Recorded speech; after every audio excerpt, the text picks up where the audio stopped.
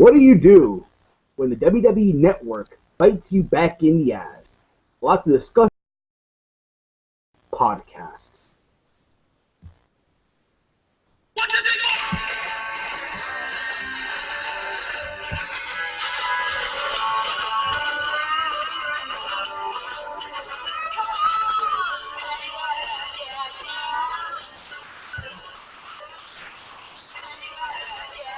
That's right, guys. A lot to discuss this week.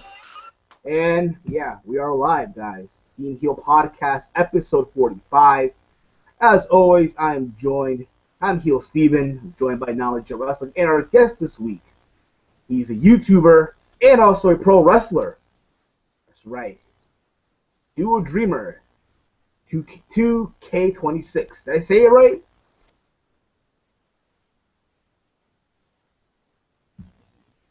Hello? Hey, what's up, man? Did I say Hello, it right? I'm here. Cool. I thought I said Yeah, it Duo maybe. Dreamer. Yep. All right. Knowledge of Wrestling, are you there? Yep. All right, cool. Yep, I I'm feel still like here. I feel like there was a giant delay. I don't know, but it is what it is. But yeah, it's our guest this week. How you been, Chris? I'm doing good. How are you doing, man? I've been good, man. Enjoying this week. Normally this podcast would be, well, technically it's already Friday, but normally this would be at 8 p.m. But being that tomorrow I have a long schedule ahead of me, not even work, but my father is going in for surgery tomorrow. Oh, okay. So pretty much, yeah, he's getting his meniscus removed. Ew. He's okay with it. I mean, he had knee problems over the years, so yeah, he's getting them removed. And apparently, the doctors told him, yeah, Mr. Guerrero, you will be able to walk at the end of your surgery, so don't worry. My dad looked at the doctor like, what the fuck? Well, my thoughts and prayers go to him. Yeah, thanks, I appreciate it. This is also technically a Father's Day edition of TEAMHEEL Podcast. Yeah. Well, I'm not a father. I'm an uncle. I'm an uncle. I'm actually a father. Oh, happy early Father's Day to you, then, man. Thank you, man. Now, what we're all going to do at the WWE, now we're going to have, our kids and nephews and, do a little commercial scene and all that, but you kind of get the idea. Well, anywho, guys, Duo Dreamer, just like we asked it to all our guests, what got you into wrestling as a fan and what got you into making YouTube? Because I feel like everyone has a story, and everyone's story is different. Um, how I got into watching wrestling is probably gonna be kind of cliche. It's all started from Hulk Hogan, watching him body slamming Andre the Giant. I know that's kind of cliche. You always hear that same story from a lot of people where, oh, I watched my first experience is watching Hulk Hogan. That's true. Mine was the same thing. Mine was Hogan. Yeah. I was 1 year old. Yeah. Ah, wow. I was like around, I'm trying to think. I think I was around 3 years old at the time when I first saw WrestleMania 3. And I was just, I got hooked. As a lot of fans would say, I got hooked. And haven't stopped watching wrestling since. And as far as getting part of the business, I would have to give credit to Mick Foley on that because he kind of inspired me to want to be a wrestler. After watching his match against The Rock in the, I'm trying to remember, Royal Rumble 99, the I Quit match. That kind of that made me want to be a professional wrestler, not for the hardcore part, but more on telling a story, because I thought that Mick Foley told a great story with The Rock in that match, and even though he lost that match and found out that it was The Rock used a mic recording of him saying "I quit," I still thought it was a great storyline. I said, I want to make stories like that. So I tried my hardest to try to get into wrestling, and I heard how expensive it was. And thanks to my mom, she saved some savings bonds that she saved for me as a kid, and she said, if you want to do this, then here it is. You know what I mean? Exactly. But she wanted to make sure I go through college first, which I am a college graduate, and I'm currently a teacher. Ooh. But I still enjoy doing wrestling. All right, Matt Striker. All right. Yep. I'm actually currently doing a teacher gimmick too. So. I remember. I think I was watching one of your matches. I think it was in RWA. That's the promotion you work for, right? RWA. Yep. I remember you came Yeah, out to Renegade the Wrestling Alliance. yeah. I remember that you came out to the ring and you wore this, graduation, the cap and gown, which I thought was funny as hell. And you were telling kids, "School's not out yet. School is not out." Yeah, I was like, when the kids were saying, school is out, school is out. I was like, who said school was out? And I just popped into my head, just school's not out. And I really felt that character, which was actually something I've been begging the booker to do, because he actually wanted me to do a nerd gimmick at first. When me as the Revelation was kind of getting stale, he wanted me to do a nerd gimmick, and I was trying to avoid doing that, and was a no go. And I tried the nerd gimmick, kind of like I was being Steve Urkel in a way, but I called myself Tad White. The reason why for that name is I'm black, but I'm a tad white. I don't know if you get that joke. I kind of get it, as in, like, yeah, like you're African American, but you don't have the cred, if you will, right? Right, right. I get you. Believe I get you. Yeah, I get you. believe it or not, that was actually my very first gimmick in professional wrestling before RWA. My trainer actually gave me that name as a rib to me because I was so proper. I speak properly. I don't listen to a lot of rap, and he thought, "Whoa, why don't we just call you Tad White?" And it got over to a certain degree, but it was a way to get my foot in the door in wrestling, So Yeah, of that's how course, I got my absolutely, first match, absolutely, yeah, So of course, uh, absolutely. but the booker for RWA was so gung ho for the character. I said, okay, fine, I'll just do it, and I had fun with it. It's just that a lot of the guys, a lot of the boys, kind of felt that I was forced into doing it, and they felt that it wasn't me because of the accomplishments I've done before doing that character. And I told them straight out that you would see me be miserable, and the only person that decided to do the gimmick is pretty much me. I had a say into it. Really telling us that I really want to do this Yeah, teacher of course, of gimmick course. because my experience as subbing at schools, I know what makes the kids tick. I know exactly how to get kids to be pissed off at me, get heat, and I thought it was a good opportunity. So I said, you know, let me do this teacher gimmick, and he gave me the opportunity, and it worked. I mean, he loved every moment of it, especially me shouting at the kids and even giving them bad grades, like just for booing me. You know what I mean? So I'm actually having a lot of fun with it. So Exactly. You didn't have like you didn't have like you didn't have like the kids' parents like, hey, you, what are you doing? Like, you know what I mean? Like parents like getting at you like, hey, leave my kid alone, or they know that it's all a skit as well. they know it's a show, and they just find it funny that a teacher will go up to them, and because mostly when I yell at the kids, I tell them like, what are you doing here? You should be at home studying. And then the parents would laugh at me, and I even go as far as tell the parents that you're a bad parent. You guys are bad parents, for bringing your kids here, and instead of having them study and doing their homework, you bring them to this dump. And they're having just a good time, and of course they play along with it. And there was one time where I was actually giving a speech to parents outside the ring about how it's deplorable that these kids are out and about, fun and fancy free, and not studying and stuff. One of them actually took me seriously. I said, "I'm just working you." But Exactly. Yeah, they absolutely. had, like I said, yeah, like I said, they had a lot of fun, and they know it's all in good fun. And I never had one parent come up to me and yell at me. If they did, then I would say like I did my job, But Exactly. if they're having fun with it, I feel like I did my job too, man. Absolutely. I think that's what it's all about at the end of the day. People really shouldn't take it serious, or no. Hey, you know what? This is not real. All right. You're getting a Yeah. reaction. So thank you. You're making my job fucking easy. You know what I mean? Oh yeah. Absolutely, yeah. And especially with the kids are so easy to get a rise from them, especially when you're being a teacher. I get a chorus of boos when I actually shout out 1, 2, 3, eyes on me, and they start booing me the moment I shout that to the students. And Word. and I feel like when they boo me and I say that word, that catchphrase, I'm like, yes, I got them. Especially the Yeah. kids.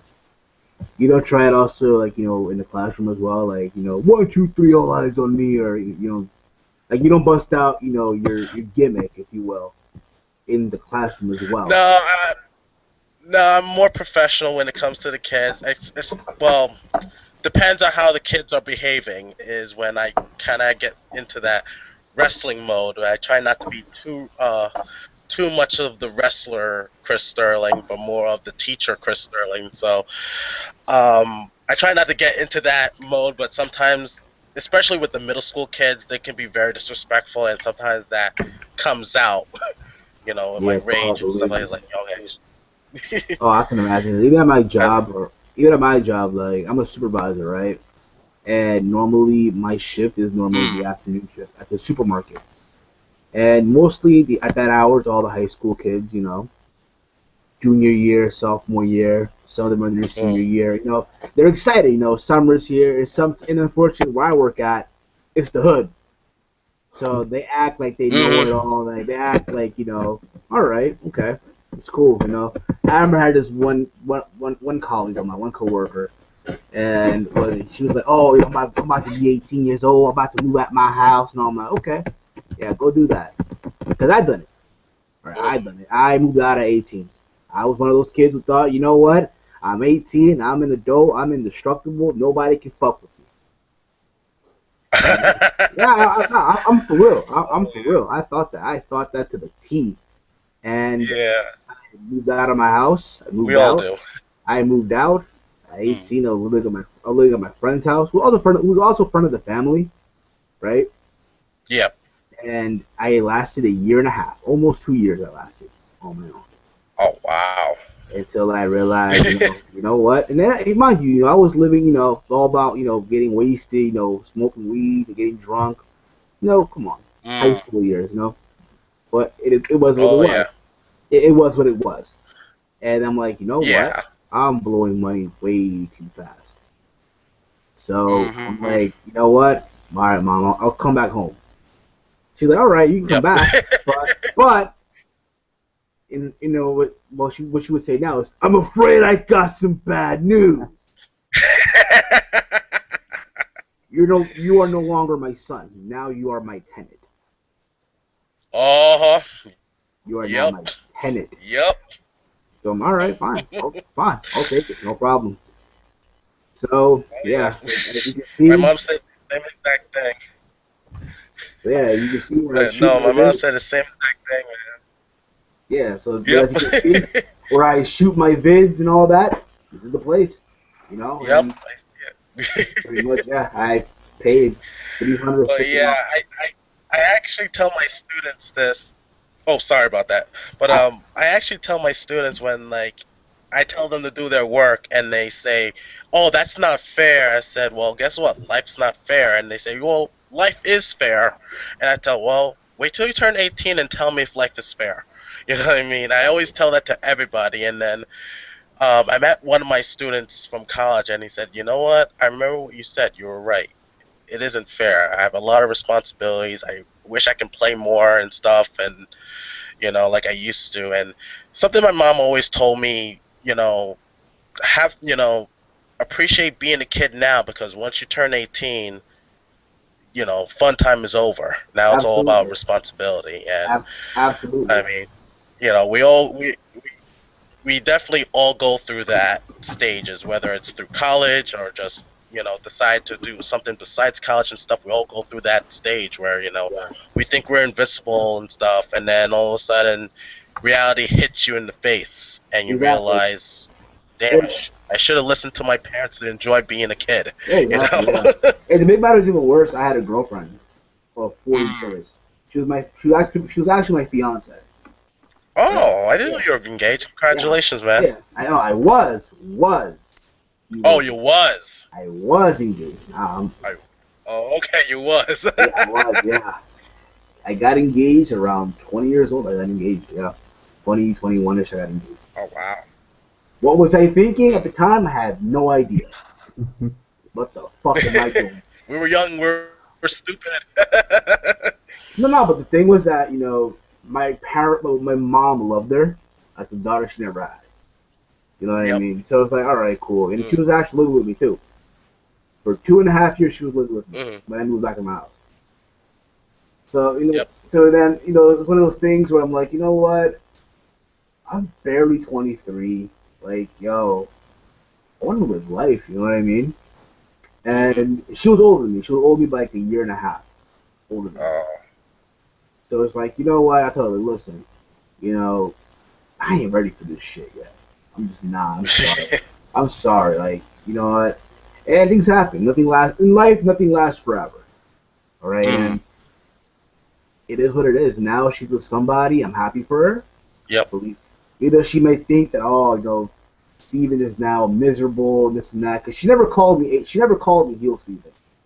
Mm. Like in a way, heel Steven kind of was born right after all that this happenings, if you will. Right. So yeah, I mean it is what it is. It's life, but there Mm. you go.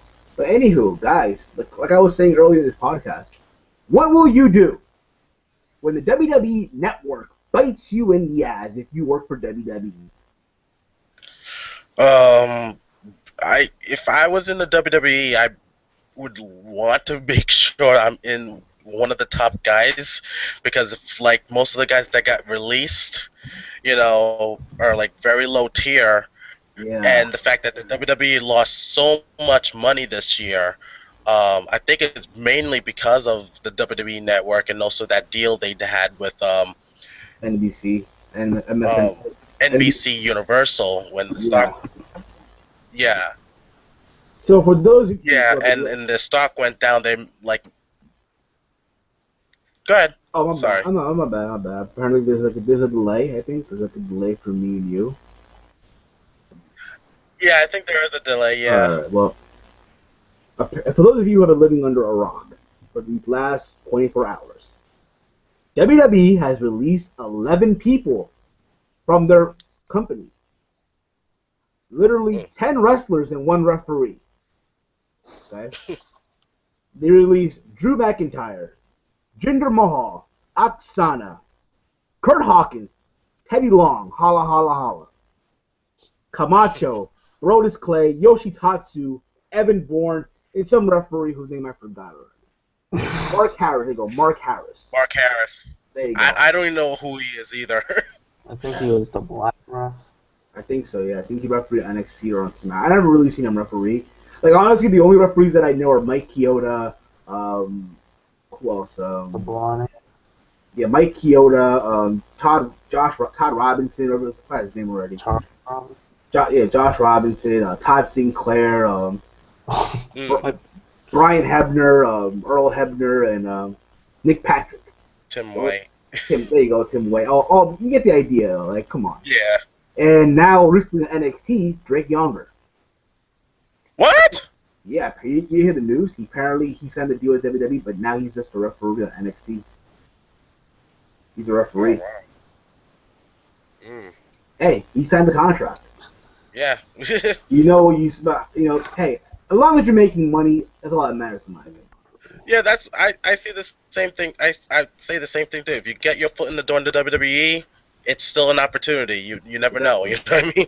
And it's funny how people sometimes give me shit when I say, "Oh, what the fuck, bro? You're getting shitted on again." No, he's not. He's making money. Yeah. Be happy for the guy or woman, but you kind of get the idea. 11 people gone. Right. Who did not? Who's all this coming? None of us did. I'm sure. I mean, Mm. I know WWE. They normally do their annual cutting after WrestleMania. Mm. But the people that were gone, is like, damn, Drew McIntyre. Where do I begin? This guy, I was shocked to hear he was gone, man. I think we all were. Like, this guy Very was the shocked. chosen one. Former Intercontinental Champion, former Tag Team Champion. You know, Vince McMahon said this guy will be a future world champion. And look what happened. He got an argument with Yeah. Tiffany, now in TNA known as Taryn Terrell, at the time was his wife. And after that argument, his career went down the tube. It sucks, you know. I mean, at least he's not John Morrison, if you get what I mean. But the point is that the point is though, in all seriousness, the point is though, it sucked. I always thought, you know what, WWE could have done something. You know what I mean? And you placed him in 3MB, but he wasn't really the standout. Like, honestly, in that group, there really isn't a standout, if you ask me. Or was, because, you know, Jinder Mahal is also gone as well. Yeah. You know?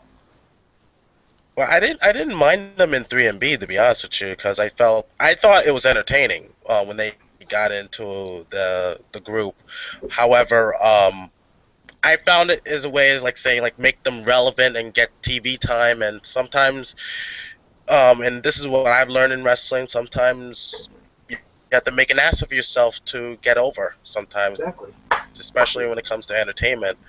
And I didn't mind seeing them in 3MB. I was hoping that it'll be temporary and then they'll branch off into something else, but then now with this, we're probably not going to see anything new from either Jinder Mahal or Drew McIntyre.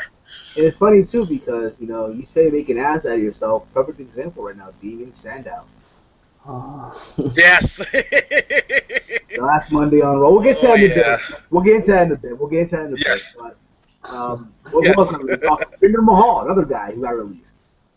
I remember when he came in, they got him to tag team with the Great Khali. There was this huge talk that, they're going to be tag team champions. And that did not even last a month. I thought it was going to be a... And after that, yeah, me too. I thought, hey, the Great Khali, Jinder Mahal, don't hinder Jinder, come on. And look what happened. Look where they're at. Look what happened to him. Lost in the shuffle.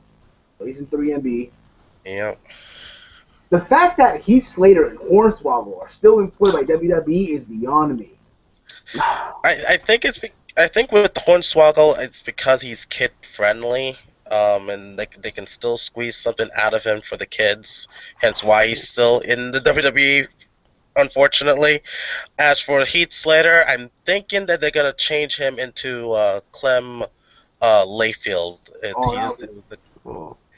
Clem Layfield. That was that character he did in JBL and Cole show. Yeah, that was to me. That was Uncle John. Uncle Joan. It can honestly, if I think about it, it could work. That could work. Let him be Clem Layfield. Yeah. Have him come out instead of a limo. Let him come out like in a hoopty, like in some rented car with the horn. Or instead of bullhorn, let it be like cow horns and shit, whatever it may be, right? Or something like that. Have him come out of that. Remember, he's JBL's uncle or nephew in this case. I'm sorry, and have JBL just be embarrassed, like, oh my god, this idiot. Just imagine it, him versus Santino. He's about to win the match and he fucks up and Santino goes over. And then JBL in commentary just bitching and complaining or going off on Clem because he lost the match. I think it can work. But again, 3MB is no more. I'll say this though. They lasted longer than the Shield. Yes, they did.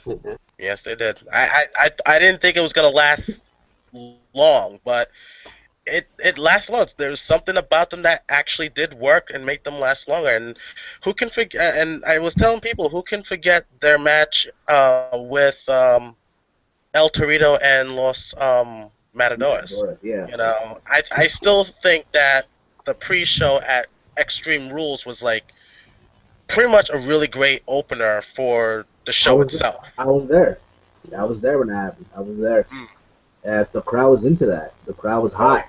The WLC, and they had all these. They had a midget commentary, the midget referee, a midget ring announcer, a midget, table, a midget chair, a midget ladder, and after all of that, one of the midget commentators got heat. Yep. Major heat. Short sleeve Samson got heat just for taking a picture while Bray Wyatt and John Cena are discussing But, their match. yeah.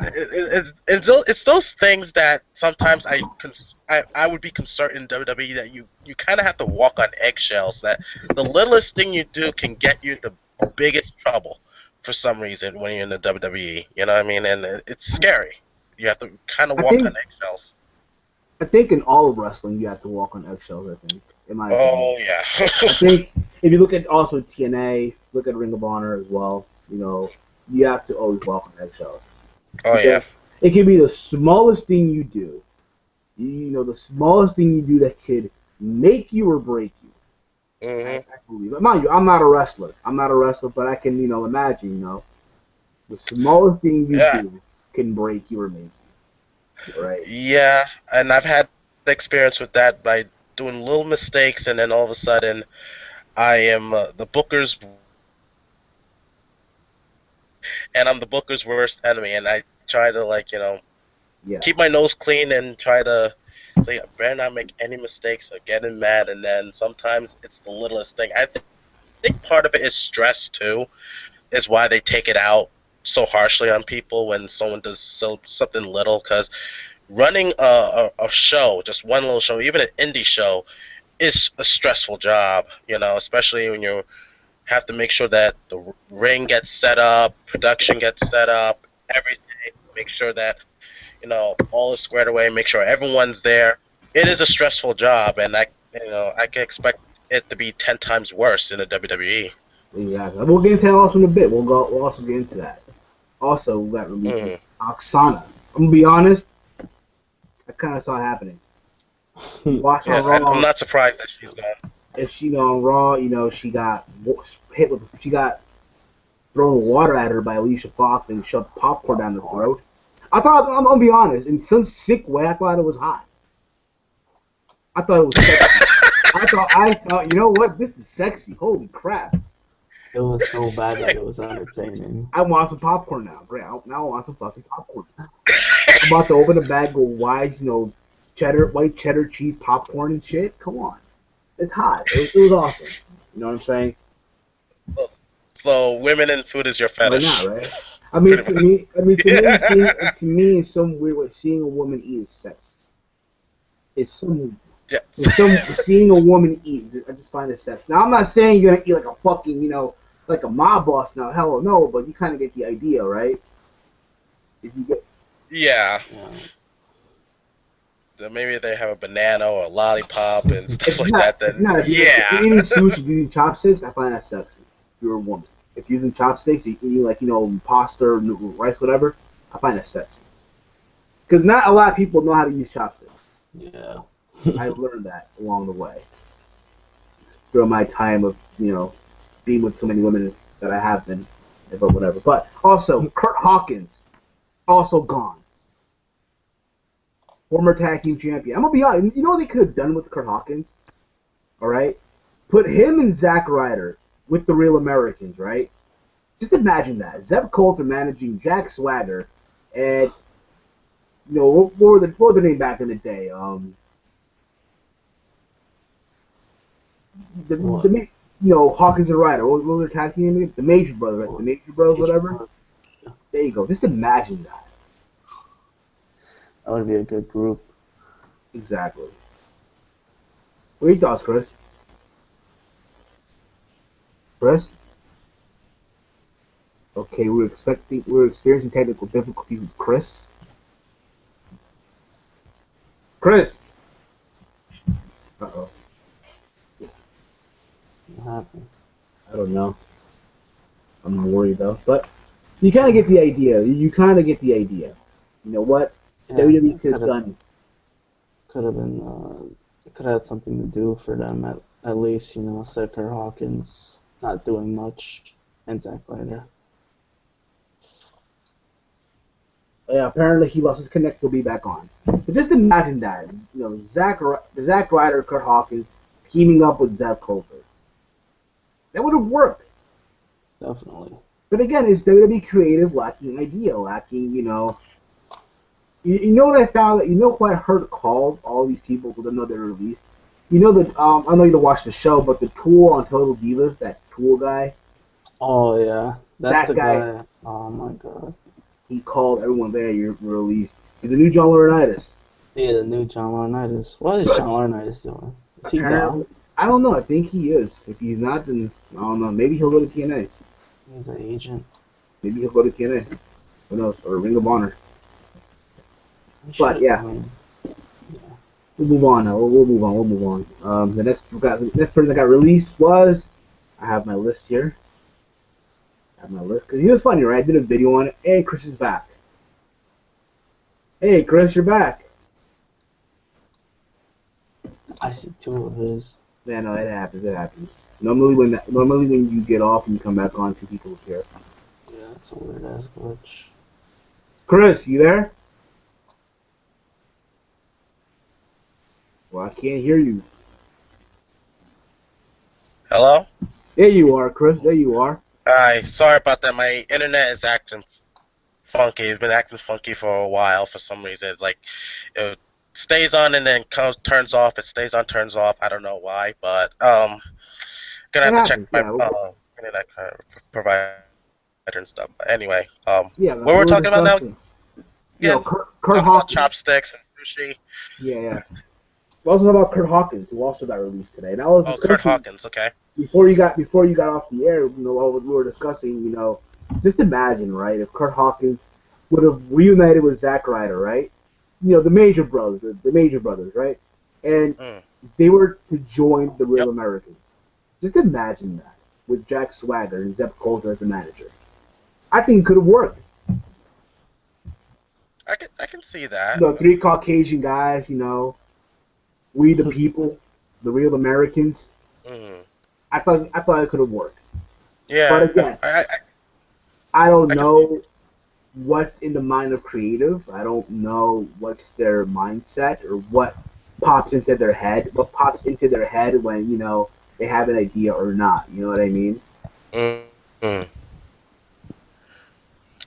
Cause I thought that Kurt Hawkins was about to do something good with Tyler Rex. They were gonna do like this Magic Mike gimmick or Yes, something like that, both of them, and then all of a sudden Tyler Rex just left, so he had to go and spend time with his daughter and stuff like that, which was actually a big surprise because I was like, WWE needs tag teams, and I thought it would be a good way for Kurt Hawkins to get back on the map somehow, but exactly. unfortunately after he left, all of a sudden Kurt Hawkins just got like you say lost in the shuffle. And Got the I think shaft pretty much. if they if they played their cards right, I think it could have worked if he joined up with Zeb Coulter, because I do see that as a good potential gimmick for him, but unfortunately they never got that opportunity.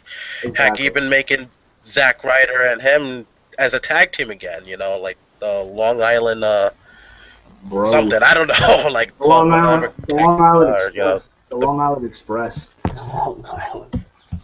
But you kind of get the yeah. idea, though. And again, But I mean, apparently, to my understanding now, apparently, as when Kurt Hawkins left, apparently he booked his first indie appearance. He'd be making an appearance at Pro Wrestling Syndicate (PWS). Apparently, apparently right now, mm, in WWE they have the 90-day clause, like the 90-day clause, whatever. 90 days you Yeah. can't wrestle. I think guys in the 90 days should be doing that appearance for PWS, PW Syndicate. That should be fun. mm. Yeah. Debuts like September. So Yeah. yeah, I think he has that 90-day clause. Lotus Clay too is going there. I think a lot of people do. A lot of people have the 90-day clause. Also got released was Theodore Long, Teddy Long. Holla, holla, holla, player. Mm. No more tag team No more tag team main event on SmackDown. And there'll be a tag team match and interrupting a single Yeah. match and stuff like that. That's His, always been the his moniker. his shit. His Tag shit. team, tag team, tag team. And it was funny. I But remember I just couldn't. I saw a video on YouTube, a match he had with Eric Bischoff, Survivor Series 2005, Oh, yeah. where a match that could have gone bad. I thought was funny because Eric Bischoff was about to win, and out comes the boogeyman. Out comes the boogeyman, and he attacks Eric Bischoff, And at the end of the match, you see Theodore Long and this tall white guy that he had with him looks like Biff Tannen, but you kind of get the idea, right? Yeah. And they were dancing in the middle of the ring. Priceless, but you kind of get the idea, though. I mean, to my understanding, his contract was already expired already with WWE. Apparently, he was going to leave anyway. I mean, it's understandable, you know. The guy been in the business for so many years, refereeing in WCW, managing in WCW, coming into WWE as a referee. Then he managed, you know, Rodney Mack, Mark Henry, and Jazz. Mm-hmm. And then he became a GM. Yeah, and then he became one of the longest GMs in SmackDown history. They became Big Johnny's bitch. Remember that? It was Big Johnny, Big Johnny's bitch. Johnny Ace. Yeah. Mm-hmm. Jobless, basically. His first moment, he oiled up Cesaro. Behind that, somewhere backstage, he actually oiled up Cesaro. Mm-hmm. I don't know if you guys remember that, but he actually did. Yep. I got jealous because of Oksana and stuff. Yeah, it was funny. Oksana and Taylor are gone now. Holy crap! I just noticed that. Wow. Yeah. Burn. Yeah. They did that. They did that storyline where they were together, huh? Yep. Now they're both gone. Yeah. Right into Camacho. the sunset somehow. Camacho released as well. Not too surprised. Neither am I. Not too surprised. Neither am I. His last appearance was on NXT where he lost to Adam Rose on the Takeover show. Brodus Clay, the main event player.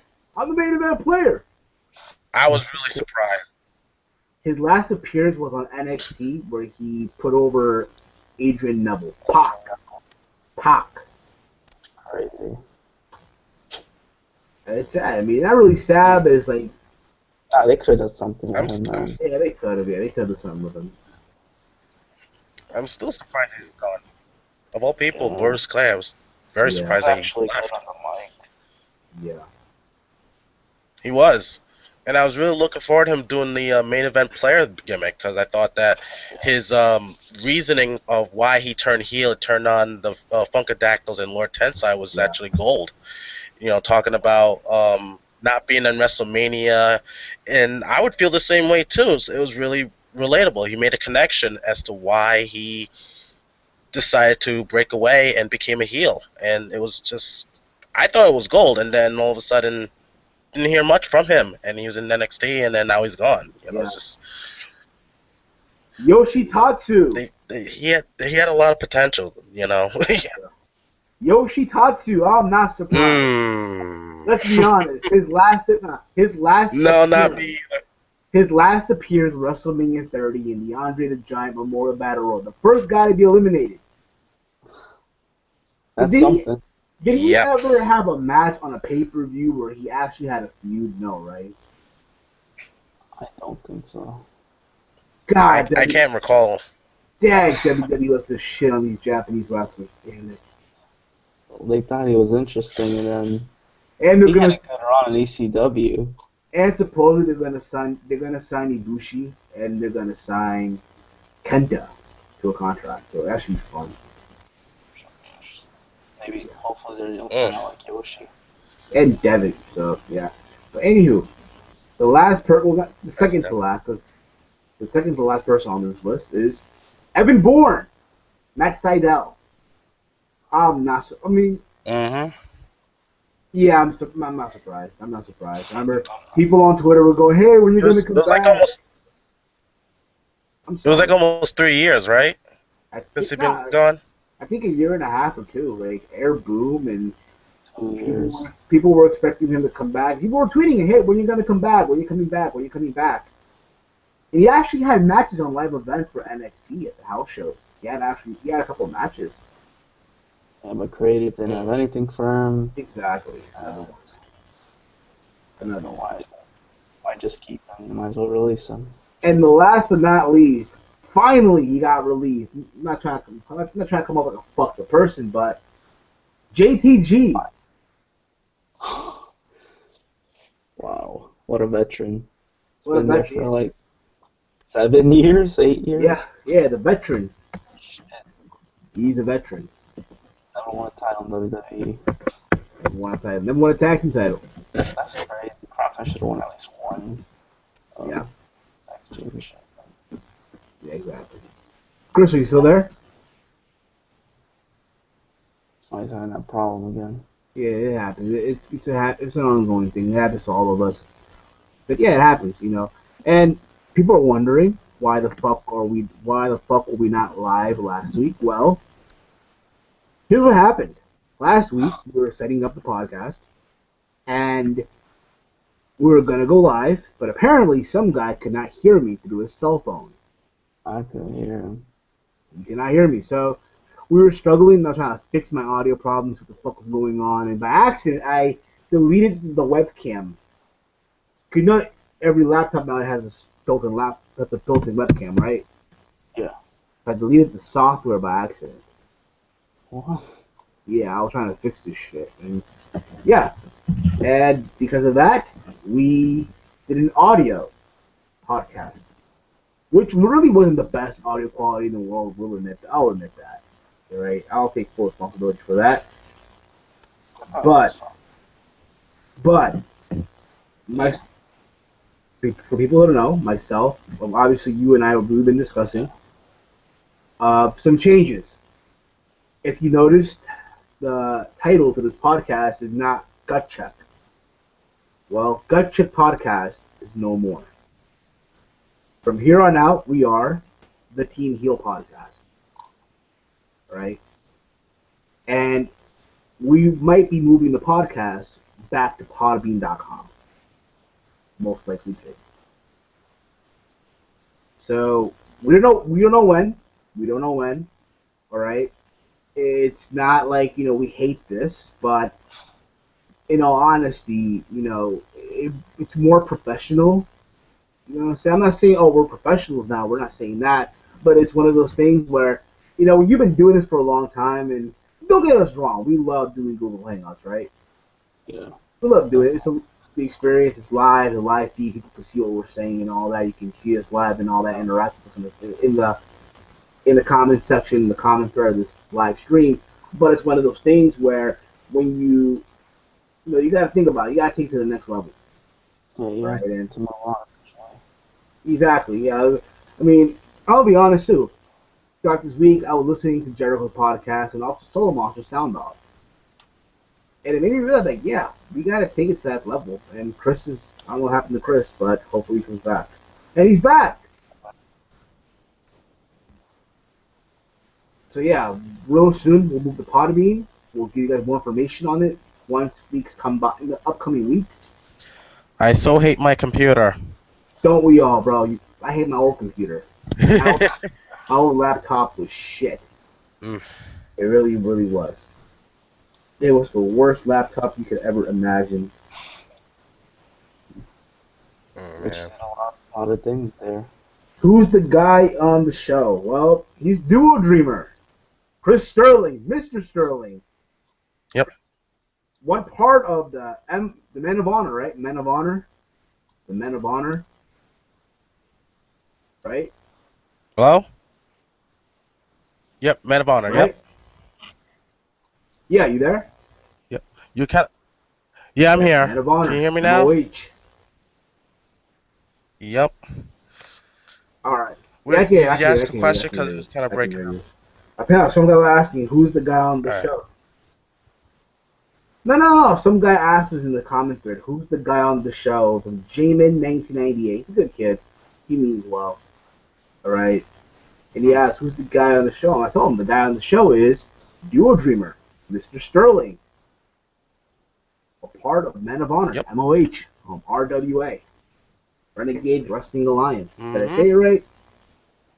Fantastic. Yep. But again, Renegade Wrestling Alliance. Yep. Right. But we're discussing, because myself and Knowledge of Us, we've been discussing, off the air, about change for this podcast. And don't get us wrong, we love doing Google Hangout. It's fun. But at the same time, you always gotta look at the next level. You know what I mean? So we decided as well to move this baby, if you will, or the bitch, if you will, to Podbean.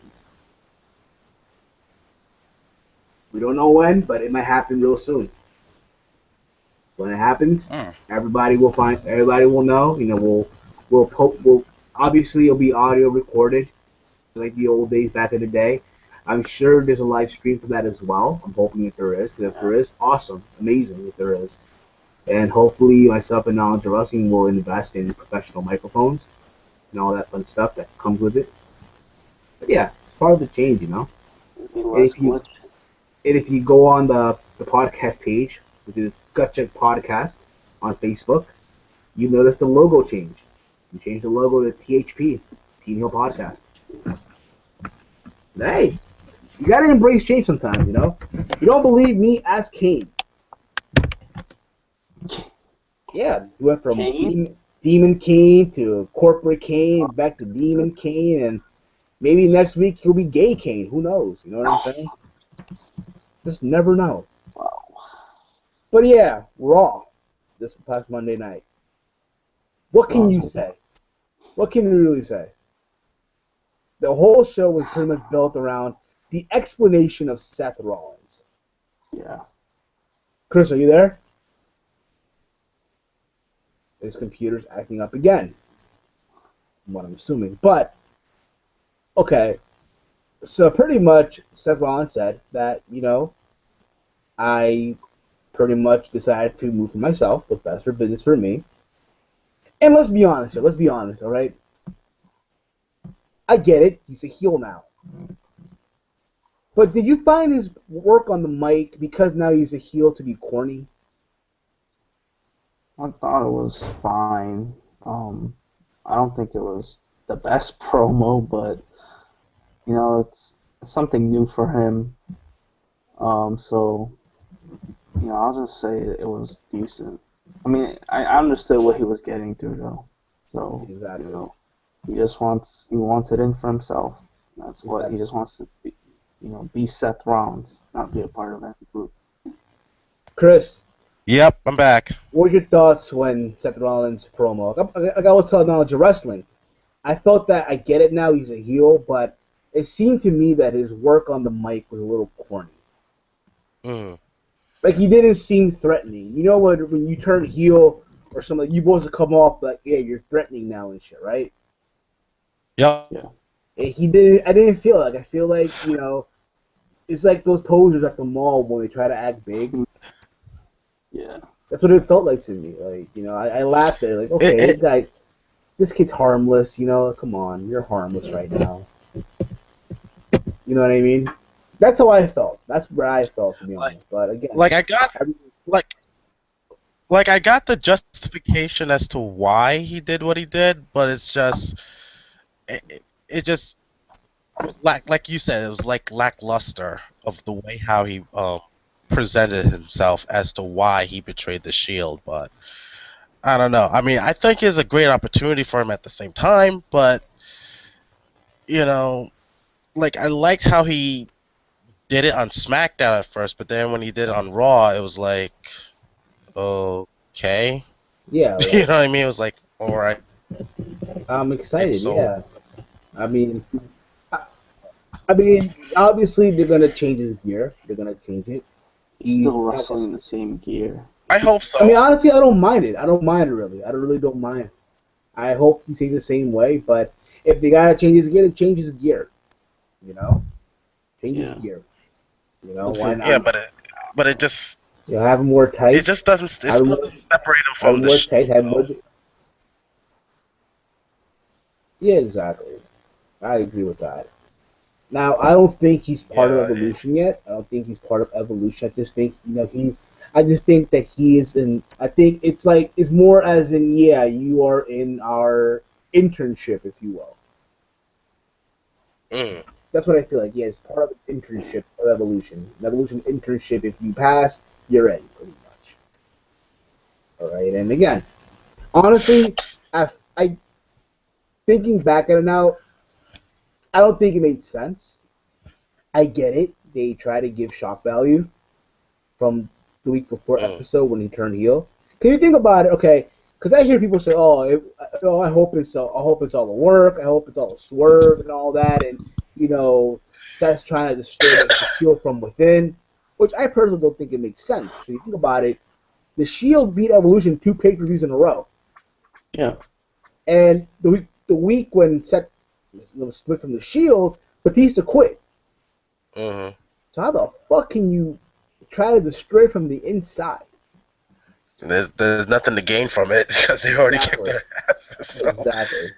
I But personally felt like it should have been Dean Ambrose. Looking back at it now, I I think a feel lot of people thought so, but I think it would be too predictable if they let Dean Ambrose turn heel. I think that's why they went with Seth Rollins because no one saw it coming. Because yeah, as I was saying to people, Ambrose is a natural born heel. He's one of the best on the mic. I've even seen his work as John Moxley, and I'm like, this guy shouldn't be a face. This guy should be a freaking heel.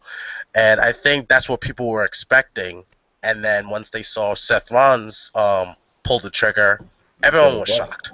You're like, what the hell just happened? And I thought exactly. that Yeah, I this was is too. what they wanted. This is what the WWE fans wanted. They wanted unpredictability, and there you have it. Don't get me wrong. I'm happy for the guy. I'm happy for Seth Rollins, Tyler Black. I'm happy for him. For a guy who's followed his career back in the Indies and Ring of Honor. Mm. I think, Tyler Black. Yeah, Tyler Black. Him versus Dave. I think it was Death Before Dishonor or Glory by Honor. One of the two. I think it was 10. That match stole the show. Sick match too. But that's a podcast for a different day. But that itself, I mean, I'm happy for him. No one thought it was going to happen. But I do feel that at the end of the day, the big money for him is going to be him being a babyface down the line. I do believe that. I think he's more natural as a babyface. Just by the way he wrestles too. Like, why would you want to boo someone who does all these crazy, high spot moves? He's our modern Jeff Hardy right now. He's like the modern Jeff Hardy. Obviously Seth doesn't have an alter ego, or doesn't wear a mask, or come out for the ring with an umbrella. With an umbrella now, but an expensive. You had to bring up Willow, huh? We'll get to that in a bit. Also on Raw, what happened? What happened was, it happened. It finally happened. What happened? Daniel Bryan got stripped of the WWE World Heavyweight title. A sad day where all the smarks started crying. Yeah. I mean, it was bound to happen. Exactly. But I was telling people as well. People like at my job who know I make videos, who know I'm a wrestling fan. There's people at my job that they have kids who watch wrestling and they want someone to give them information. They come to me. You know what I'm saying? And I tell them hey, this is what happened. The guy's hurt. The guy's in pain. Now I did hear because now what happened? There's Money in the Bank now. For the first time ever, a 7-person or 8-person Money in the Bank ladder match for the WWE World Heavyweight title. People who are in now: Randy Orton, Alberto Del Rio, Cesaro. Who am I missing? Oh, Bray Wyatt. Bray Wyatt. Sheamus, Bray Wyatt. Apparently, Cena's going to join as well. Which is not surprising that he's going to be in it, but I don't see him winning. I don't see him winning. Now, I did hear rumors, okay, from a good source, the Observer, Wrestling Observer. Yeah. Hey, they melted the homie, bro. Melted that homie up. What do you say? Apparently, they're trying to have Daniel Bryan make a surprise in this match. What? Yeah, that's what I'm hearing, but I don't know. I really don't know. Apparently, the big thing is to have him face Brock at SummerSlam. Yeah. I do not want to see that happen. I'm sorry. That's a match you don't do. That's a match you don't do. Because it's not going to be believable that Daniel Bryan can beat Brock Lesnar. I'm sorry. It's not. It wasn't believable when Punk was facing. Well, he did almost beat Batista at one point, but I don't know if that counts. But yeah, I mean, that was years ago. I mean, he beat Batista at WrestleMania. I mean, Blue Tista. That's true. That's true. He made him tap. He beat Triple H as well. He beat Triple H. Damn. And Randy Orton, basically. All on the same day. It's funny how Blue Tista is still trending on Twitter. Not trending on Twitter, but still being talked about for these guys. To a weird choice. And you know what's funny? You know what's funny about that? You know what's funny about that, right? He always talked about how, about the small guys and the indies and all that, right? Yeah. Yeah, for a couple of weeks, the guy wore kick pads. The guy wore kick pads Yeah. for like 3 weeks or 4 weeks, and that represents a small guy in a way. As in what a small guy would. And he doesn't kick, does he? There's no kicks, so why kick pad? I get it. Like, I'm not a wrestler, but I'm sure that the kick pads are like a wrestler's Jordans, if you will. Yeah. Am I right? Yeah, it does look good. I mean, it looks good on your gear, but then a lot of people look at it as like, you're wearing kick pads, do you kick? And if they don't see you kicking, they're like, what's the point of wearing the kick pads in the first place if you're not going to kick? You know what I mean? I bet I don't lie. If I had You know, kick, but at the same time, it does look good. absolutely, yeah, absolutely. Just imagine Triple H wearing kick pads. Imagine Triple H wearing kick pads. Oh my God, though. Yeah, No, the IWC would go no, crazy. no. I remember he wore these There'll be red. memes up the ass. Yeah, but bury the kick pad. But you kind of get the idea, though. I mean, again, Daniel Bryan stripping the title. It was bound to happen for his own good. Not his own good, but for his health. Yep. The last thing you want to do is have this guy wrestle injured. All right. The last thing you want to do. But you have to give Yeah, WWE I give them though. credit. They had him hold the belt for that long. Yeah, for like they actually tried to buy him time and stuff, and from what I've heard, that the whole storyline with him and Stephanie and Brie Bella was actually Vince McMahon's idea, and it kind of shows that Vince McMahon does have some faith in Daniel Bryan. I know a lot of people don't think he does, He does. but He I does. say to people, give WWE credit for actually trying to buy him some time, because if they didn't have that much faith in him, the moment they said that he had neck surgery, they would have stripped him of the belt long ago. Yeah. In my opinion. Now, at least he has faith in some guy, not like some other guy, Well, the Bill, other guys don't fulfill their contract obligations. Bill. He was known as the best in some world, but now I consider him the best quitter in the world. BQITW. Ouch. I'm sorry, but people who it's funny. I said that people were giving me shit about it. Like, it's reality. He quit his job. He quit. Yep.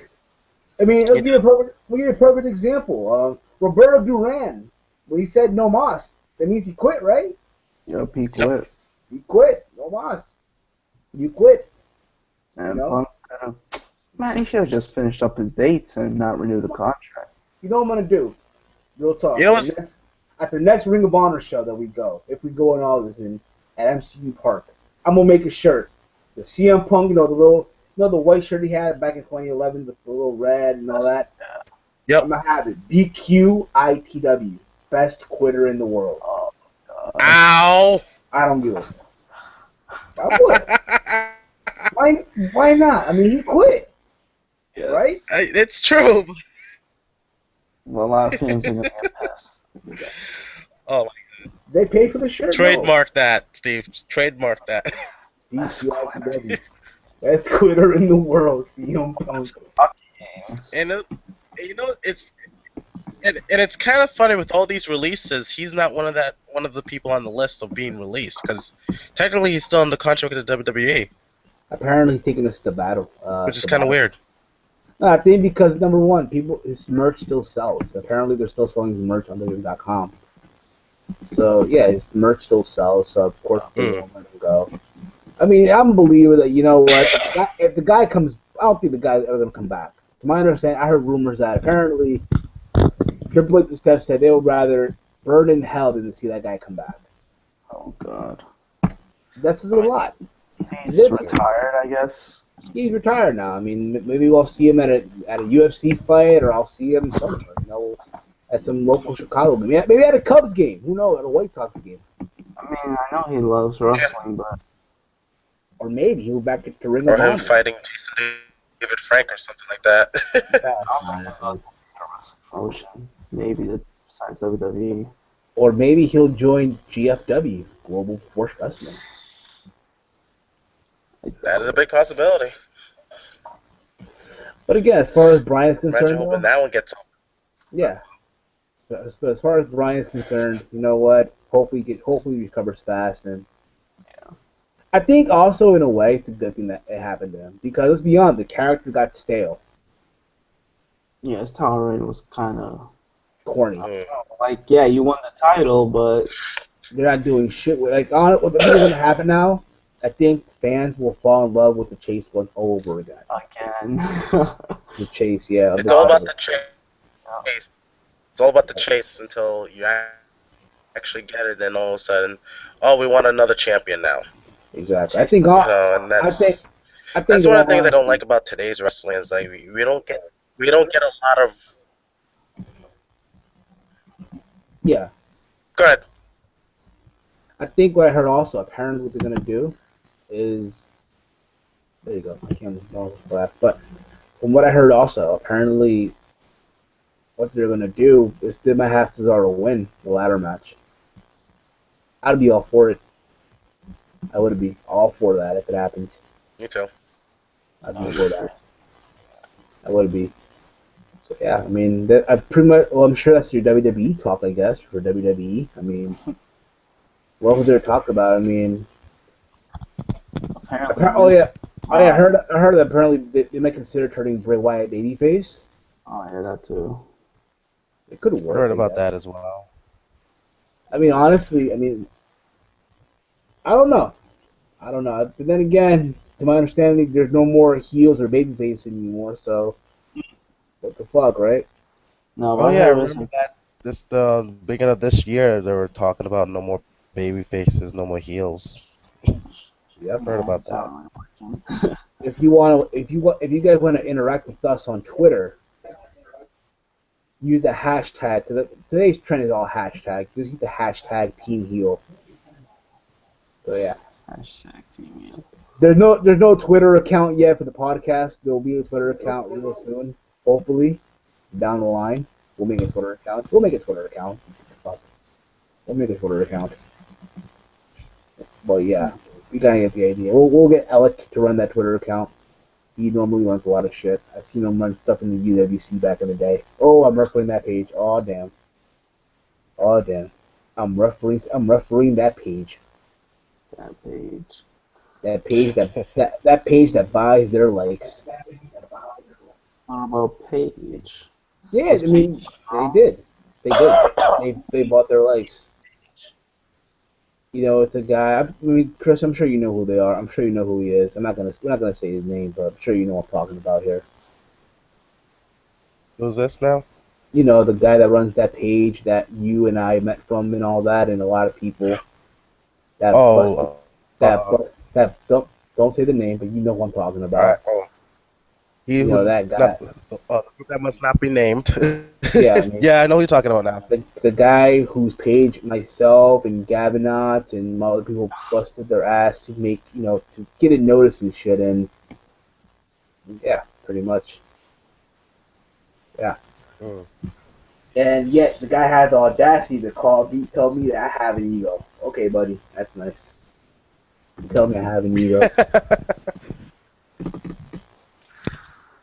I say everyone has an ego. I mean, I'm humble. I'm a humble person. You know what I'm saying? But oh yeah. What can you do? No. So yeah. TNA. TNA. Yep. What can we say? Today's episode. I didn't see Impact, so you're gonna have to fill me in on what's going It's okay. on. It's okay. I mean, it was okay. I'll say it was an okay episode. All right. Eric Young did 3 matches tonight. He faced MVP. He faced Bobby Lashley. He faced Kenny King, and he faced MVP. And if he was able to go through all 3 matches, apparently, you might think if he was supposed to win all 3 matches, he'd get to pick the Staple H for the main event at Slammiversary between him and MVP. Now, the first match he faced Bobby Lashley and he lost. So I'm like, wait a minute, what the fuck? You know? And then he beat Kenny King. In the main event, he defeated MVP via disqualification. Why did he lose to Bobby Lashley? I have no idea. I have no idea why. I really don't. Was it clean or dirty? I think it was clean. I don't really remember, to be honest, because I was like back and forth the finals. I was back and forth the NBA finals. So at the end of the day, here's my thing, right, with Eric Young. Okay, this is my overall thoughts. Hmm. I don't hate the guy. I think the guy's a great wrestler. But when you have these ratings drops by your champion, your world heavyweight champion, then it's a problem, I think, right? There is a problem. I feel like if you're TNA, Slammiversary, you're in a clusterfuck. Okay, you have your biggest show of the summer. Let's be honest, Slammiversary is like their SummerSlam pretty much, right? Yep. And your main event is Eric Young versus MVP. And this is TNA in some way, shape, or form going back to their old ways of giving the spotlight of a main event of the biggest show of the summer to a former WWE talent. Mm-hmm. WCW all over again, pretty much. And again, listen, I don't hate TNA. It may seem like I do. It may seem like I come harsh on, but it's reality. Yeah. It's reality, you know? I want to see this company succeed. I really do. I really, really do. I really want to see this I do too, man. You know what I'm saying? And it's like, who do you have win? Who do you have win here? Do you have a guy who, whenever he appears on TV, the ratings drop, or do you give it to a former WWE talent? You know what I mean? Who do you give it to? Who do you have win? You vacate the title. Nah, I hope they don't do that. I mean, honestly, to me, the main event of Summerversary should be Eric Young versus Austin Aries or Bobby Roode. That should be the main event. Yes. All right. I I'm gonna agree. be honest. I did hear rumors that apparently MVP had an injury. We discussed it last week when he toured in the UK. And when I heard this, I'm like, TNA, this is a blessing in the sky. Because you could put someone different in that main event. Mm-hmm. But again, you know, Eric Young won the 3 matches. Well, he lost one, but he won the 2 matches, and it's official. It's anniversary. The MVP versus Eric Young inside a steel cage. Wow. And also, we're gonna have, I believe, at anniversary, Willow. Apparently, they had a segment with Magnus and Bram. Magnus. Magnus. I get a kick out. You know, I find it funny. I'm sorry, I just find it funny. Magnus. Mark. Magnus. And he had a match. Well, he didn't have a match. He had like a segment. And apparently, at Summerversary, we're gonna have a match between Willow and I think Magnus or yeah, it's gonna be Magnus. And out comes Willow, and he tells him, like, you know, I'm not gonna be alone. Well, this weird, funny voice. You're not gonna be alone. And he says, we are gonna, you know, be there. We're gonna get revenge and whatnot, right? And Bram and Matt like, who are you talking about? Who's this we? Who is this we? You have nobody. You and Jeff Hardy are the same bloody people. Right? And then Willow did a joke. Knock, knock. Who's there? The who? The Monster Abyss. Out comes Abyss.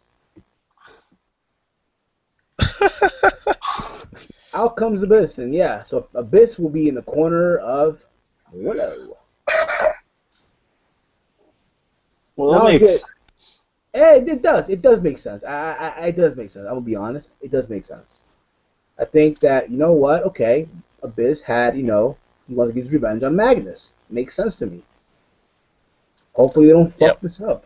Hopefully they don't mess this up now. They don't. I'm really hoping they don't. Hope not either. And what else they gonna have also? Apparently, yeah, EC3 and Bully Ray are gonna have a Texas death match at Summerversary. Oh, the Bully and who again? EC3 and Bully Ray at Texas death match. Oh. Match tonight. No. They had a segment. Apparently, what happened was Rockstar Spud and EC3 came out to the ring and they called out Brook Tesmop, and they had this whole thing set up where, like, picture Maury Povich pretty much. That was like the setup. 3 chairs in the middle of the ring, right?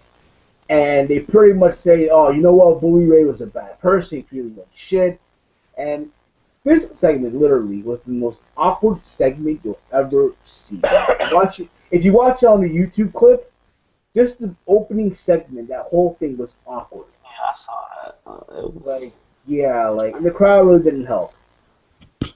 But again, this is what happens when you set up your tapings in a theme park. This is what happens. Okay? And literally, they're trying to do this whole thing where apparently they're trying to say that, oh, Brooke Tesmont has a baby by Bully Ray. And they brought out this huge manila envelope. And Rockstar's supposed to try to open the envelope, but he was having a fight with the envelope. Like, the envelope won the fight pretty much. And out comes a wrinkled piece of paper with the DNA test. And that Bully Ray's the father. Now comes, and they show a picture of Bully Ray with the so-called baby. And then out comes Bully Ray, and Spud needs to get out of the ring. And yeah, he said, you know what? You'll not put my auntie through a table over my dead body. And Bully Ray started a chant with the over my dead body. And yeah, that's what you're gonna have the match. EC3 versus Bully Ray in a Texas death match. I think because it's Texas, EC3 will go over. I see it happening. I hope he does. I hope he does too.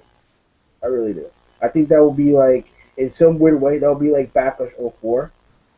When Orton and Mick Foley had a match, whatever, and that was a match that made Orton a man. I hope so. I think that's going to happen, yeah. I think that will happen. Sure, yeah. Well, only time will tell. Exactly. Only time will tell, of course. Only time will tell. What else we have? Also, apparently, some reverse, we're going to have a ladder match for the X Division title. The Wolves, Davey and Eddie, against one another. And they're going to also face Sanada, they're going to face Tigo Uno, they're going to face Manic. The whole X Division. So much for Ultimate X, right? So much for Ultimate X. This is still fun. Yeah, it's still fun. I mean, again, Impact, it was an okay show. Nothing really memorable here. Just the fact that Eric Young faced 3 guys. And there you go. Eric Young show. Yeah, pretty much. It was the Eric Young, the Eric Young show. Pretty much. The Eric Young show. Like, Chris, what's your thoughts on Eric Young being world champion and how it's really, how it really, what's the word I'm looking for? The outcome for TNA, for the Eric Young being the champion now. Well, when I first heard it, from you when it was revealed that he was the world heavyweight champion. I thought it was like, well, it's random, it's interesting. I'm actually looking forward to see what he does with the belt. And so far, I've been hearing he's a fighting champion, but as far as being like the charismatic champion, being like, say, the face of the company, I don't see that in him. I don't see him as the face of the company. I see him as the fighting champion, but not as like a CM Punk or a John Cena or a Hulk Hogan, like kind of like be like the face, like I'm the personification of TNA. I don't see that. I mean, he's been in TNA from pretty much day one, and it's great to see that he got a push after so many years, but it's just, I don't know. I'm happy for him. It's just, I'm not really feeling it. I agree. I think this, I get what they did. They did it for shock value. Yep. Me personally, I am more of a fan of storytelling than I am of shock value. Same here. Listen, I would not mind if they'd have done this, let's say, weeks or months after WrestleMania 30. Because again, you have fans coming up with this whole thing. Oh, they did it because Daniel Bryan was the champ in the head of WrestleMania 30. That's why they did it. You know what I mean? That's what they should have done. Wait it out a little bit. Do this whole build where, you know what, Eric Young's been in the company for so many years, he never won the big one. And then Matt at the time, Matt is being the champ. They say, "Oh, you're a joke. You never win the big one." And boom, what do you know? He wins the big one at Sacrifice. That's what they should have done. Well, you could have waited out till his anniversary. Oh, that too. Mm. Yeah, the biggest show of the summer. Make Eric Young, chase for that belt, but Yeah. they instantly rushed it. Again, I don't hate Eric Young. I don't hate the guy. The problem is the ratings drop whenever he appears, and you can say, "Oh, but you know what? The reason why they're doing it is because Eric Young, he has a popular TV show on the Animal Planet." That's a new one on me. Yeah, he has a TV show on Animal Planet. I think it's called. I've got the name of the show. I don't really because I don't watch Animal Planet. I don't. But I But think TNA is trying to find that one person that can make that belt important, and I think that's why they keep on bouncing it from one person to the next. And I've been exactly, noticing that a lot with TNA. I think the guy, and I said this numerous times, and the only guy that I see being that person is Austin Aries or Yes. Bobby Roode or hell, even a James Storm. These are the guys that you should put the title on. These are the guys that fans are going to give a shit about. I said this Mm. before, and I'll say it again. Back in the day when Austin Aries was the world champ, summer of 2012 in TNA, the product was better than WWE's. You know what I mean? A lot of us Yep. can agree on that. The TNA product in that time was better than WWE's. But yeah, it's amazing. It's amazing how, I'm not saying it's going to die or anything like that, but I don't want it to die. I really don't. Even though the vibe that I give right now may seem like I want it to die, but I really don't. You know what I mean? But it's one of those things where, whenever I see something that I don't agree with, I'm going to say it. You know what I mean? Mm. But again, with TNA or not, let's be honest here. If you could do anything to fix TNA, what could you do? I would say concentrate more on creating new talent and not. I mean, I don't mind bringing in already established guys into the fold, but they should be more on the supporting end, not on the I'm gonna take the spotlight. Because I think that's when TNA started going down. Started the decline a little bit when all the other guys where they want to take a break from WWE to go to TNA and then become a big star, and then all of a sudden, 2 years or 3 years after that, they go back to WWE. I think TNA needs to concentrate on their stars, and they need to bring more importance back to the X division too, because that's what really helped TNA get its identity, like made it different from the WWE. Is their X division?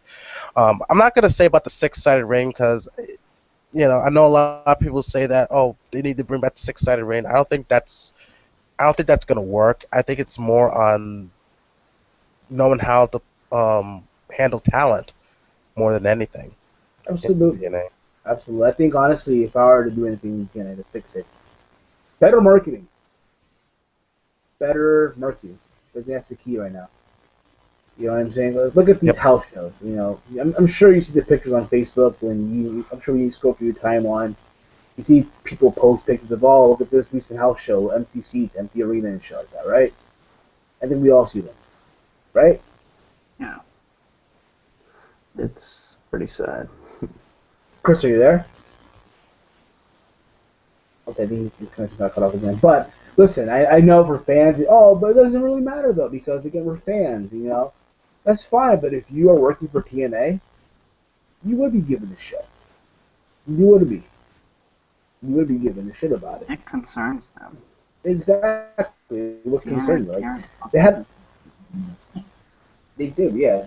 They did a house show in a baseball, yeah, some baseball park in Maryland. Bowie, I think it was Bowie, Maryland.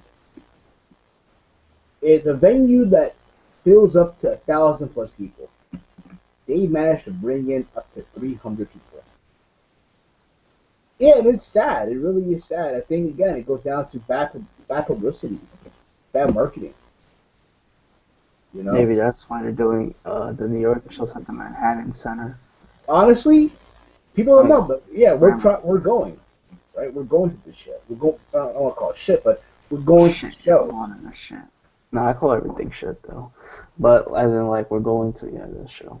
We're going either Destination X or June 27th. One of the two shows we're trying to go to. All right. But the problem is though, these shows gotta deliver. They I have gotta. a feeling that by default they might. I think they will deliver I think because there's no way that they can make a bad show, especially in New York. no. I think you know what? I want to believe that they will have an amazing show. Because literally, these New York shows mean much more than Slammiversary, in my opinion. I think so. These upcoming shows in New York will either make you or break you. It's swinging for Especially, the fences right now. especially if you have Destination X on one of those shows. Yeah, exactly. Um, The Great Mood is going to be at that show. and the That's, Great Mood on one of the shows too. See, that should be great. That should be awesome. The Great Mood being there. I'd go for that. To meet the Great Mood, I'd go for that. To meet Luda, oh yeah, finally promoting that too. exactly. And I think Chris is back. Chris! His mic is acting up. And it happens. Again, no one is perfect. But, again, you know, these New York shows they gotta swing home runs. They have to. They have to. And the fact that they wanted the grand ballroom. Chris, you there? Yep, I'm back. It happens. But we were discussing also, like, marketing needs to improve in Canada. The marketing, promotion. Yep. So we were discussing how during last weekend they had a house show in somewhere in Maryland, like a baseball field, right? Mm. And it's a field that draws up to 1,000+ people, and they managed to fill up to 300 people only. And again, as fans, it really shouldn't matter because again, we're fans, right? It Yep. shouldn't matter if the place is packed or empty. But if you are working for the company, you would be given a shit, Yeah. right? Am I right? I mean, you would be given a I shit. agree. You would be given a shit about it. Mhm. They also, ratings don't matter. But again, once again, this is a fan's perspective. Mm. If you're in the perspective of working within the company, you would be given a shit too about Yep. ratings. And we're saying that these New York shows are coming up because they're coming up to New York in the upcoming weeks. They're going to be in New York. We're saying that these New York shows need to deliver. They have to deliver. They Mm. got to literally swing for the fences. These upcoming shows. Definitely agree. I think the New York shows need much more than Slammiversary in some weird way. Mm. If you get what I mean. Yep. But again, I'm hoping that they do. Myself and Andre Russell are trying to go to the one for Destination X. So hopefully, again, it could be a great show. I'm hoping that it is. You might see a new world champion with option C. Oh hell yes, Sonata. That could work. In all honesty, I think it could work. But again, also, try to educate your audience. Let's face it, they're gonna stay in Orlando. They're not gonna go anywhere. Okay. And here's what you do. Let's face it, the people that go to these shows, they're not hardcore fans. If they only watch, they probably watch only WWE. So here's what you do. All right. I remember years ago, back in '97, I think '97, '96, right? My parents took me to Universal Studios, well, to Florida, and we did Disneyland, we did Magic Kingdom, and we did Universal Studios. Right, I think it was the second day, Universal Studios, and we went into the Nickelodeon. Remember back in the day, the Nickelodeon studios back in the day. Yep. And as soon as you walk in, they would give you a tour, an introduction. They would make you stand in this little area, and they have all these little TV screens, right? And they would tell you about the history of Nickelodeon, the original shows that were there, and all that, right? They would have that. And again, it's an introduction. If you're TNA, that's what you got to do. Give the Yep. people that go into these shows that never once in their life probably watch wrestling, Give them an introduction of what they're about to what they're about to experience, what they're about to see. Mm. And if it means if you can, well, if you can, right, at every chair, put a pamphlet, an introduction of what is TNA, little paragraph. What is TNA? Founded in 2002 and somewhere in Nashville, Tennessee, and this and whatnot. That's what you Yep. do as well. That's what you do. So your fans will get lost and who to cheer for, who to boo for, all that. The way I say it every show, and that doesn't matter if it's TNA or WWE. I always consider it as like that is your first impression because you don't know who's in that audience that just first watched your product. That every show that you put out is your first impression. Exactly. And again, first impression always matters the most. You know? Oh yeah. But again, I'm hoping to have a successful pay per view. I'm hoping that MVP versus Eric Young, as much as I don't want to see it, I'm hoping they have a great match. To be honest, I really do. I really hope they have a good match. I hope they prove me wrong. Now, is this gonna be on pay-per-view or is it gonna be like a special for It's gonna be a pay per view. Pay per view this Sunday, Father's Day. Okay, On Father's Day. Father's Day. Okay. I'm on pay per view. Another thing also, listen again, live events. If you know you're not gonna be filling up the seats, don't do live events. Don't do them. Don't do house shows. Just focus on the TV tapings and the pay-per-views. That's it. All right? Yeah. Costs less money. Costs less Exactly. money to do. You can promote the tapings and the pay-per-view events more. Yeah, you'll save so much money from live events. Yeah. Think about that too. And again, this is my opinion, of course. All right? But, yeah, I mean, what else happened today? Oh, yeah. Oh. Today was the first day of the World Cup. Yeah, every soccer fan today did not leave their house. And Brazil played Croatia. The inaugural game, and So it's special.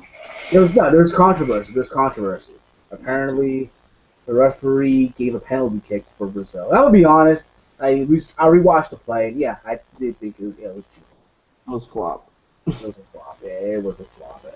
You know what? At the end of the day, you can say, "Oh, Croatia got robbed." But you gotta remember, in soccer or football for the European audience, Yeah. you don't win a game by playing cute. You win a game by scoring goals. At the end of the day, Yeah. loud and simple. And fortunate enough, Brazil got the win. But let's be honest, this Brazil's new. It's a young Brazil. It's young. It's like the NXT rookies of Brazil, pretty much. It's a different team. I'm used to there, but And exactly, and they have so much holes in their game. There's so much holes in their defensive team, the defensive line. they're not winning the World Cup if they play like that. Man, no, I see them winning the World Cup. I can see them winning the cup, but Well, if they improve, I mean, based off that game, I don't know. But it's possible, you know. yeah. And yeah, that's pretty. I mean, people going crazy. You know, people thought, oh, you know what, it's bullshit. But at the end of the day, that's what it is. I think then again, Croatia really didn't score any goals. I mean, Marcelo scored his own goal, so Exactly. Yeah, it was an own goal from. I just think Brazil. I was gonna say they stole the win, but Brazil, you know, I think. Honestly, this Brazil loses to Spain. This Brazil loses to Holland, in my opinion. Let them play Germany. They'll crush by Germany. Germany will crush Spain. I think they'll lose to one of the top elite European teams. Exactly. What else happened today as well? Game 4 of the NBA playoff. Oh God. How about them Spurs? Yes. The Spurs today did it again. They outclassed Miami in Miami. Twice. 2 straight Twice. games. Exactly. Now Heat face elimination in Yeah, San Antonio. Exactly. They're fucked. I'm sorry. You know what? The Illuminati has been defeated. Let's face it. Yeah, I mean, come on. Let's be. Let's be that. Yeah, like, come on. Let's be real here. The Miami Heat is a team of the Illuminati. Everyone's cheering. Everyone who's not a bandwagon, fan they're all cheering for the Spurs, not because they love the Spurs, because no one likes the Heat, Exactly. and mostly That's because of their fans. That's the problem. Look at the exactly. fans; they all leave early. They left You like know, they left like the half of the fourth quarter. They were gone. They were in Golden State at the Oracle Arena, I remember it was a game 6. Golden State was getting blown out. The fans all still stayed there. They all stayed. And they, was sad, but that's their team. You can't just leave your team like that. exactly. I agree. I agree 100% on that. But again, it comes to show you that you know what these teams don't care. These fans don't give a shit, and it'll happen. And again, I think it was priceless seeing LeBron's face in the fourth quarter, just looking And Dwayne Wade's just looking down. yep, we're fucked. Fuck, where's my fourth ring? Yo, someone's getting fired, yo. Someone's gonna get fired. That coach is getting fired. I'm sorry. Mario Chalmers is probably gonna be gone. Fucking, he's not doing shit. Like, the Spurs are just so good. I've never seen teams play as a team. They really play good team ball, and there's no fucking one person is better than the other, or Of course, there really isn't. But what can you do, man? Soccer is basketball, But there you go. Jesus prevails. but hey, the series is still going on. God exists. The Illuminati, Satan has been defeated. I think we'll take it in 7 games. No, I mean, my thing. Just imagine if the Heat turned over, yo. That would be crazy. It's just, I think that he might. I think they could win Game 5. bro. Speaking to your mic, bro, because you're like, I think the Heat could win the Game 5 in San Antonio, but I think they'll lose in Miami again in Game 6. stay like that. Stay like that. Stay like that. Yeah, I think in Game 6 they'll fucking. Yeah, LeBron. I had the Spurs winning in 6 games, so. Yeah. Also, who's facing elimination? Also, is the Rangers. Oh, and the Rangers. They're I facing mean, elimination also. might I'm not be the their hockey last guy, game but tomorrow. yeah, it might be the last game tomorrow. In LA, right? In LA or New York? Not in LA. Okay. But the Rangers have played a lot better in LA than New York, to be honest. In New York, they sucked. Even the winning game, the Kings played way better than them, even though they lost. But the Rangers, I don't know. I see them maybe winning Game 5. I hope, and take it to Monday. But yeah, there you go. Like you have the NBA Finals and Stanley Cup Final. Now it's 3-1 in both of the series. So imagine like one of those teams coming back. That would be crazy. But it sucks for the Rangers. I really wanted them to win a Stanley Cup, but the Kings are just a better team. And I mean, the Devils went through the Kings in the finals 2 years ago, and they were down 3-0, and the Devils at least won 2 games. Thought they were gonna come back. Because I think Game 6 was in New Jersey, and there was a good chance, but the Kings just won the series in 6 games. Absolutely, of course. But we'll see what happens. Now let's move on to some MMA. I'm sure you all heard the news. If you don't, but yeah, apparently, Someone retired, right? yeah, unfortunately, yeah. Chael Sonnen has retired from mixed martial arts. It is sad. I think it's bullshit. I think it's stupid that he had to retire. Apparently, he did not take an illegal substance. Apparently, he failed a drug test for UFC 175, right? And he was originally supposed to face Vanderlei Silva, and apparently that fight got canceled because Vanderlei refused to take a drug test in the state of Nevada. And after that, we got a replacement fighter. It was supposed to be Vitor Belfort versus Chael Sonnen. And just when you think you're gonna see that fight, what do you know? Chael Sonnen failed a drug test. Wow. But what happened, again, it goes back to what I was telling you. Apparently, he didn't take an illegal substance. He took a banned substance. I don't know the difference, to be honest. What's the difference between I mean, illegal or banned? it's that you can't take in the UFC, I guess. No, but apparently what happened was he needed it for health reasons, though. For a health Yeah. reason. I mean, this happens in the NFL as well. Players taking substances that aren't illegal, but they're banned in the NFL. So it happens in every sport, basically. Sucks. So why would this medicine that he took is banned from MMA sports? That's Because they think it could be an enhancement or give you an advantage. It's like a steroid, I guess. It's TRT, testosterone replacement therapy. A lot of fighters are on that. okay. A lot of fighters are on it now. Hmm. But you know what? He seems happy now. Chael Sonnen, he did an interview with Kenny Florian on UFC on Fox. The guy seems more happy. Like, he seems more content now. Like, you know what? He accepted it. It is what it is. It's over with. And then he announced retirement from the sport. Sucks.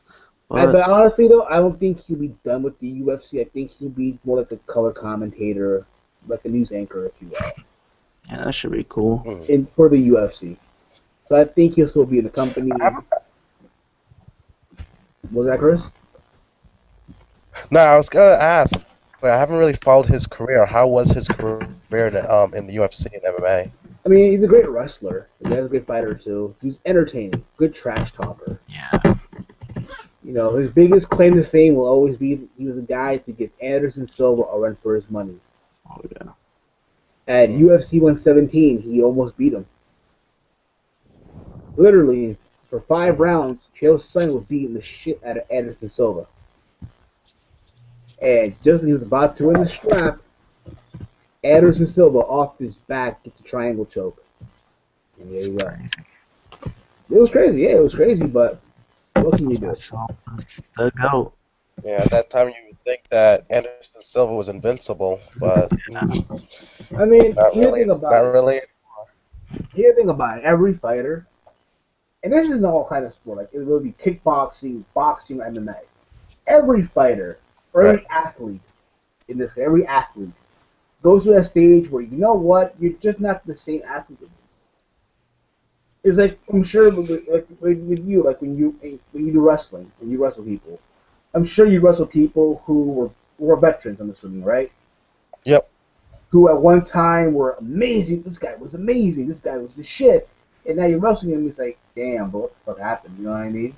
Mm-hmm.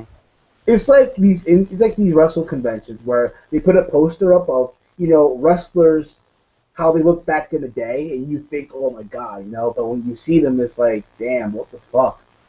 You don't look like how you look in the picture. You know what I mean? Yeah. But again, Sure. it happens. In every fighter, it happens. And again, Chael Sonnen was a great fighter, a great wrestler. Like I said, great trash talker. Mm. I heard rumors that he might go to WWE, but I don't see it happening, to be honest. No. He's going to be a father, so bless him and his family. And how old is he anyway? He's like in his mid-30s. Yeah, I think according to WWE, he's too old for the WWE right now. Yeah, I know. Especially to try to build a new star. Yeah, Unfortunately. he'll probably go to developmental. The performance center. Yeah, why not performance center, right? But also, we're gonna tell you. Also, last Saturday night, Miguel Cotto made history, being the first Puerto Rican fighter to win a world title in 4 different weight divisions, defeating Sergio Martinez. I was amazed. I'm gonna be honest. Going into this fight, I did not give Miguel Cotto any hope in hell, being that he was going up in weight to box with Sergio Martinez, and he shocked the world. He dropped him 3 times in the first round. Dropped him. It happens. Now the question is, what's gonna happen now with Miguel Cotto? He can make the argument for a Floyd Mayweather rematch, but I don't see it happening either. Again, like time will tell. I don't know, Only, Martinez. Isn't Martinez done? yeah, I think he's done already. The guy's 39. Come on. Yeah, he should retire. Oh yeah, I forgot to talk about? Speaking of Raw and all that, what the fuck is up with Damien Sandow? Oh my What the fuck is up with Damien? I'm sorry. Like, yo, who did you fucking piss off in the back? That's what I want to know. Who did you piss off? Whose parking spot did you park in? Mm-hmm. You come in as Lance Stevenson. You come out as Magneto. You come out as Vanilla Ice. You come out as uh, David Crockett or what the fuck his name is? Davy Crockett. David, Davy Crockett and Lance a basketball Stevenson. player. I guess he was. Lance Stevenson. You come out as also some dancer, some professional ballroom dancer. Ballet. Again, who did you piss off? I think it goes to that same thing about making an ass of yourself just to be relevant in the WWE because at the end of the day, it's all about entertainment.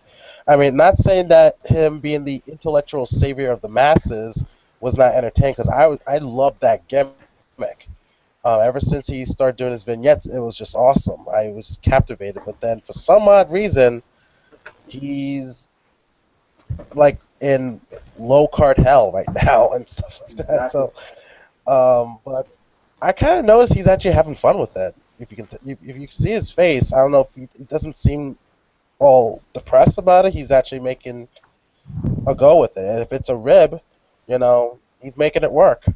Now here's my thing. Also, now is he supposed to be a hypocrite now? Because remember a while back he did a promo on the pre-show, say that they want him to do it, but he's not gonna do it anymore. He did like a shoot, like a work shoot.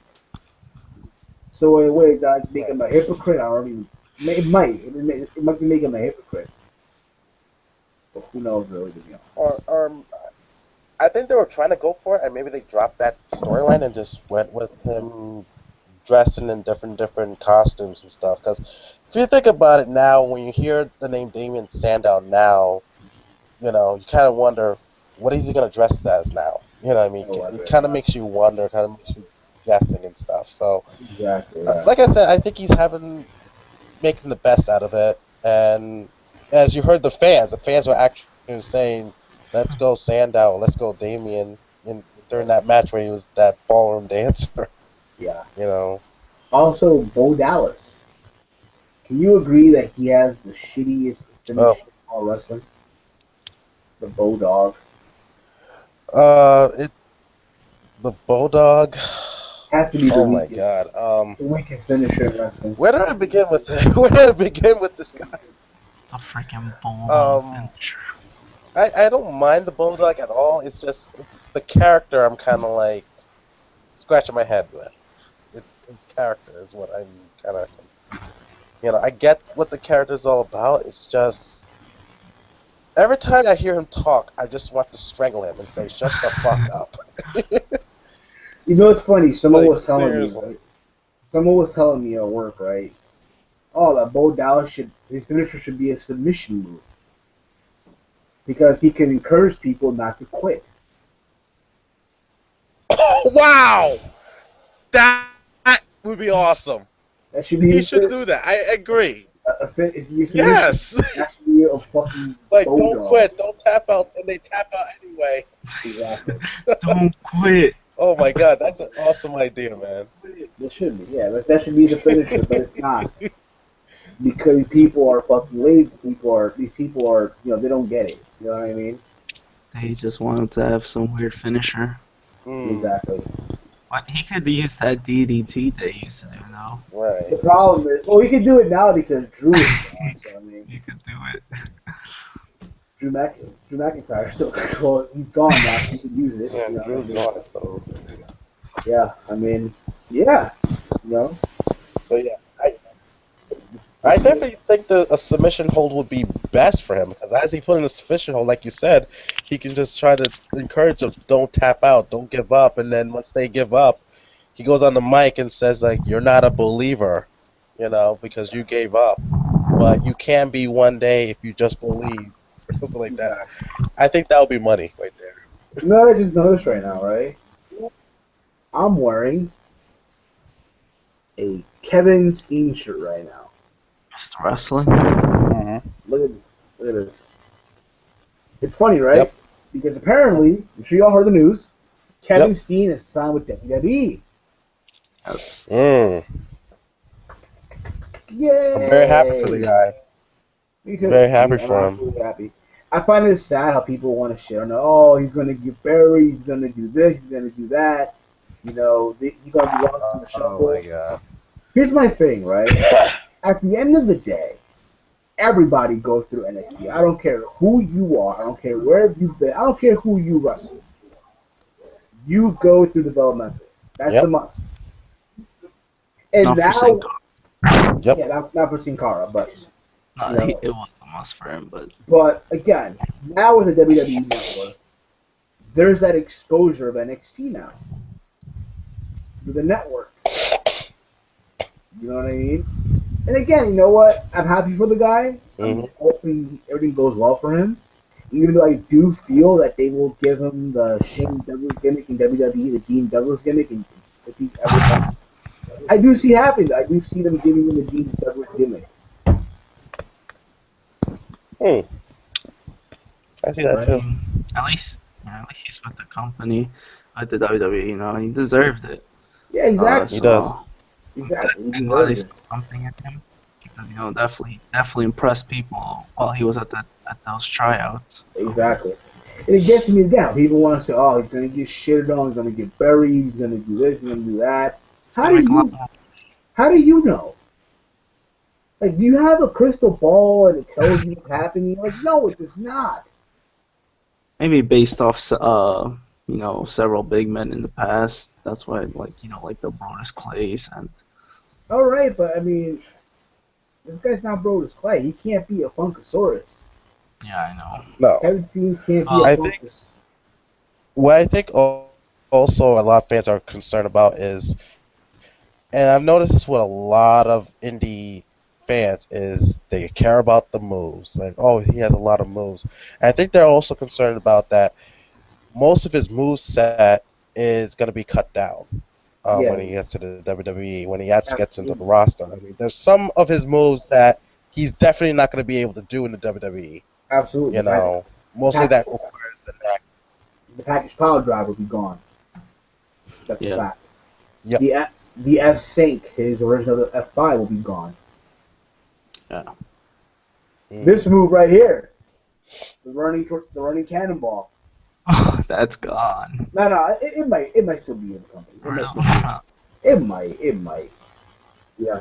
Yeah, I think you can still keep the running cannonball, but it's just like you were talking about his version of the F5 because of Brock Lesnar. They're not gonna let him do it. They did the same thing with CM Punk. He had the Pepsi plunge, and they didn't let him do the Pepsi plunge because Triple H does the pedigree. Exactly. Yeah, even though the Pepsi Plunge looks better, that's the reason why they wouldn't do it. And again, I'm happy for the guy. I really am. I'm extremely happy. You know, he took any days to finish up. To my understanding, Yep. Best in the world will be his final appearance Wow. in Ring of Honor, from what I've heard. Yeah. From a good source, you know, Wrestling Observer, Dave Meltzer. But again, you know, if it sucks that he's facing Silas Young. But I'm sure he'll get the standing ovation. I'm gonna be honest, nothing against Nashville, Tennessee. No offense, but I feel like his final show should have been in New York. But this show, Best in the World, should be in New York. I think he'll be more over in New York. Well, he is over in New York. What the fuck? The guy is over in New York. Or or home What? state, home country, or his home country. Yeah, in Canada. Yeah, in Canada. Absolutely, Canada. Absolutely. But I'm happy for him. Cool, maybe we'll see the reunion. Steen Erico. Ooh. Kevin Steen, El Generico will now known as Sami Zayn, but you kind of get the idea. But then again, Yeah. I do think that Sami Zayn will be up on the main roster once Steen comes over to NXT. I do see happening too. Yeah. So yeah, I'm happy for the guy. I really am. I'm happy and excited for the guy. You know what I'm saying? They can't blame him for wanting to make some money, man. I mean, Exactly. I always believe in, Yeah. you know, if you're really good at something, you shouldn't do it for free. You know, that's the way I see it. Exactly. Absolutely. You know. Gotta raise family. And it comes to show you that, you know what, Ring of Honor is like the real developmental of the WWE. Basically. I think, Yeah, yeah, Ring of Honor is the real I see that. developmental. That's the real developmental of the WWE. Or TNA at that. Claudio Castagnoli, Cesaro, Brian Danielson. Punk, Tyler Bill, Black. Seth Rollins. Wasn't Brody Lee part of Ring of Honor too? Actually part of CZW. Oh, he had some Oh, matches. okay. I think he did too. I think he had some matches. Yeah, I think he did. But again, I'm happy for him. You know, I'm happy for the guy once again. I know it may sound like being repetitive, but I don't know. I'm just excited for the guy. You can't help but be happy for someone who gets to live their dream to be in the WWE. I mean, come on. Exactly. Everyone's dream is that. Everyone's dream is that. You know what I mean? I'm sure that's your dream too, I'm assuming, right? Um, for right now, I want to concentrate more on my teaching career and being a father and a husband. But if the WWE comes to town and needs someone to put someone over a job, if they chose me, I'd definitely take it. I mean, like I said, it's a foot in the door, and if it comes out to be something more than that, then you never know. But Exactly. it's a lot of money, but I don't know if I can handle the schedule that they do, because I'll be Exactly. missing my family very much. Exactly. Exactly. Absolutely. You know what I'm saying? And I agree with that. You know, but again, it's everyone's dream though. It's like everyone's dream. Everyone play Oh basketball, yeah. play in the NBA. Every kid who plays soccer in high school dreams to headline the World Cup. Or if you're a kid in middle school playing baseball, dream is to be in the World Series or play for the MLB. You know what I mean? Yeah, it's like Yep. that. You know what I'm saying? Everyone's dream for wrestling is to go to WWE. You know what I mean? WrestleMania. Mhm. Headline WrestleMania, like absolutely. Everybody wants to headline WrestleMania, Yeah. Or have that WrestleMania moment. or even work at MSG. Exactly. Yeah. Work at NXT. If I work at NXT, I work at NXT. Why not? Yeah. Right? This is You're all part of mental. WWE, basically, working there. Yeah, pretty much. You're already in the WWE. But yeah, I'm happy. Technically, yeah. Like, for also, I'm so happy. I'm so happy. But yeah, that's pretty much. How long we been on here? For almost 2 hours, right? Almost. I think so. Yeah, I think it's time we put her to bed because I gotta be up by 8 in the morning. Get my father to the hospital. So yeah, guys. We hope you all enjoyed the show this week. Once again, like we said, we might be moving the podcast to Podbean. We don't know when, but it'll happen. And when it happens, we'll keep you guys posted and updated on the Facebook page or here as well. So yeah, guys. I want to thank Duo Dreamer for coming Yeah. on. Thank you very much for having me, man. And before you kick out, do you wanna, promote your channel, your Twitter, and all that fun stuff? I don't really use my Twitter very much, but I'll just promote my YouTube channel. It's Duo Dream 2K26. That's my channel. And also, if you want to check out my wrestling matches with the RWA, Renegade Wrestling Alliance, the YouTube channel for that one is the RWA Forever. The four as in the number four. So it's the RWA number four ever.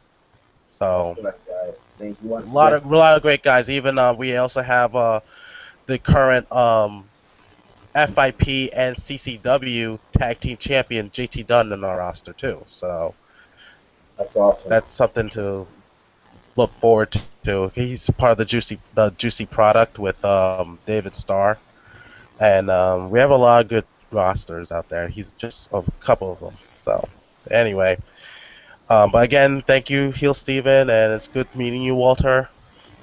No problem. Yeah, guys, as always, we'll come back next week. As always, I'm Heel Steven. You Mm. can follow me on Twitter at Heel Steven. Subscribe to the YouTube channel, youtube.com/Heel Steven. Like you see on the screen. Come on. As always, if you're new to this channel, subscribe to this channel. Every week we do a podcast until I don't know when we stop doing it. Also, like our Facebook page, facebook.com/Gut Check Podcast. And as well, like Wrestling News Talk Facebook page. So yeah, guys. And All right. follow me See on ya, man. Twitter. All right, man. You can follow me on Twitter at Walter. and subscribe to my YouTube channel, youtube.com/knowledgeofwrestling. And just like Janice Titties, we're out. Peace. You can follow me on Twitter. Oh, get out the way. Get out the way.